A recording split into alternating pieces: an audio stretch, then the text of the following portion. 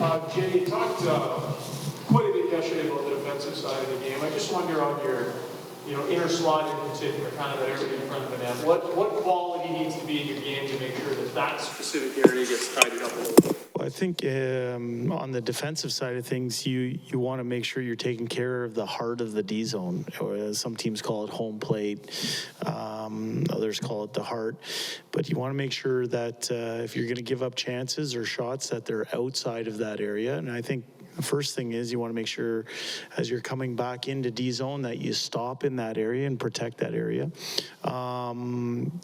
I think if you do a good job there, what happens is you limit second opportunities and third opportunities. And it's certainly been a focus of ours.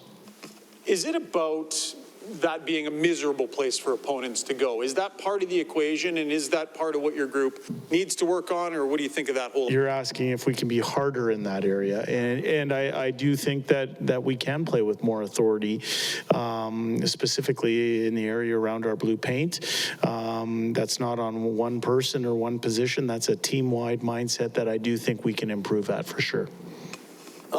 Having, this 4 or 5 days off between games as a coach, do you like that? Because you can get on the ice, practice, you don't have to worry so much about prepping for a game the next day. Do you feel like this is an opportunity for you to maybe fine-tune some of these things that you just talked about? Well, I think what you try and do when you have a little bit of a break between games is you try and get some rest. There's some, minor bumps and bruises that aren't necessarily public information, but you allow people to heal up and not only physically reset, but mentally reset as well. I thought we had a good meeting yesterday of taking stock of where we were at so that we can take a step over this next little while. I think we had a good practice yesterday, a good pregame skate today, and we have a very competitive team coming into our building, and that's certainly an area that we want to improve. We want to bring that road mindset that's allowed us to go 5-2 on the road to home ice where we know we can be better. The LA Kings, you eliminated from the playoffs, last season. Is that something that you mentioned to the team? Like, hey, these guys are going to come in fired up and ready to go because of what happened last season? Or do you just kind of... No, I would say that our players, most of whom played in that playoff series, will have a keen understanding if the shoe was on the other foot in terms of how you'd want to react the next time you came up here.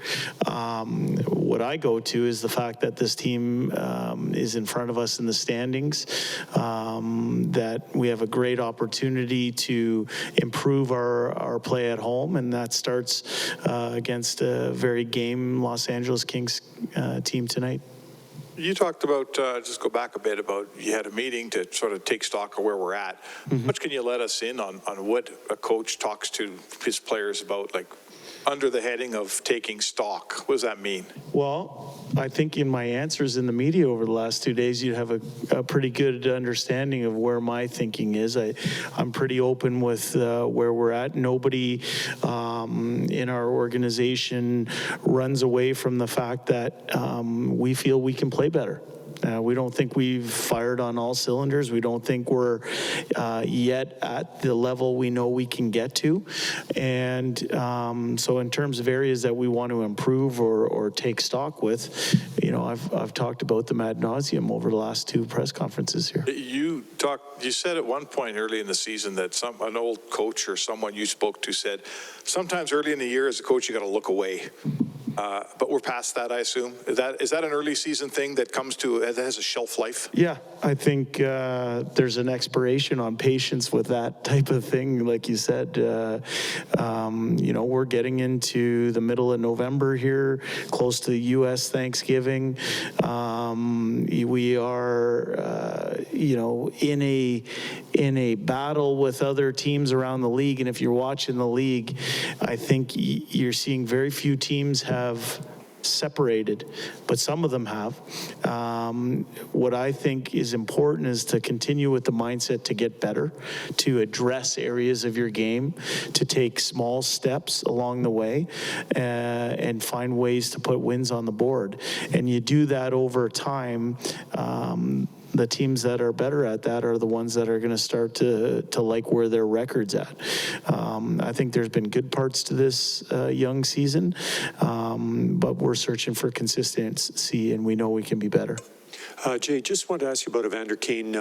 When he spoke, Florida, he mentioned that Wednesday was going to be a day, I think, going to see a specialist. I also know that you mentioned that you kind of brought him into the coach's room. Do you want to see him a little bit, a lot? Do you want to just let him do his own thing when it comes to recovering from this injury? How do you approach it? I like seeing players. I think players, especially with people of his level of enthusiasm, they bring juice to the rink. I think his teammates saw something scary happen on the ice there in Tampa, and anytime that he can be around, I think he gives our team energy. And yes, he did see a specialist today. I'm waiting to hear back on what our hand specialist had to say about that injury. Jay, are you at the point with Dylan Holloway where you have to weigh how he is playing, and he's energetic and he's in the game and stuff, as to how many minutes he's playing for a young player who could be playing 20 minutes a game in the place you used to coach? Yeah, I think you do think about that. You know, one thing I looked at this morning was, I think Dylan's played 12 games this year, and he played 33 last year.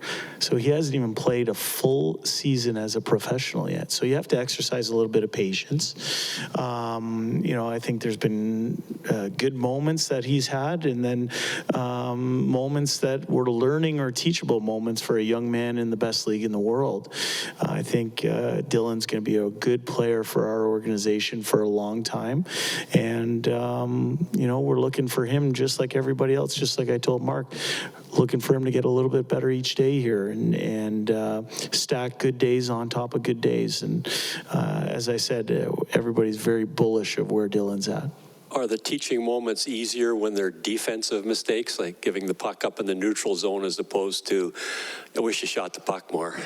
Well, I think, I mean, you're referencing, you know, the offensive side of things. I think his starting point is to ensure that he's making firm plays with the puck through the neutral zone.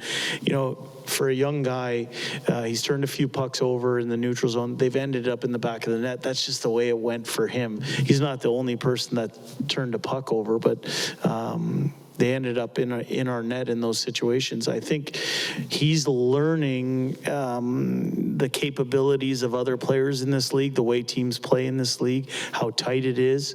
And, you know, most of the games that we've played this year have been 1-goal games. So, you know, I think where he's at, I think he builds on a foundation of good defensive play, being strong on the puck.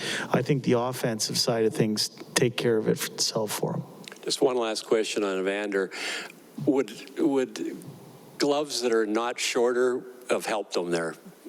Bigger? You mean like the old school, like Yeah. ones in the case? Those ones that were in the 80s, yeah. Yeah, maybe. But that's, you know, equipment's a personal choice, and that was a freak accident. It's hard to blame that on anything. But, you know, most importantly, he came out of it safe, and you know, he's got a few months here to get better and healthy, and I know he's going to attack his convalescence and rehab with vigor, and he'll be ready to play in a few months. Thank you. Good, thanks, guys.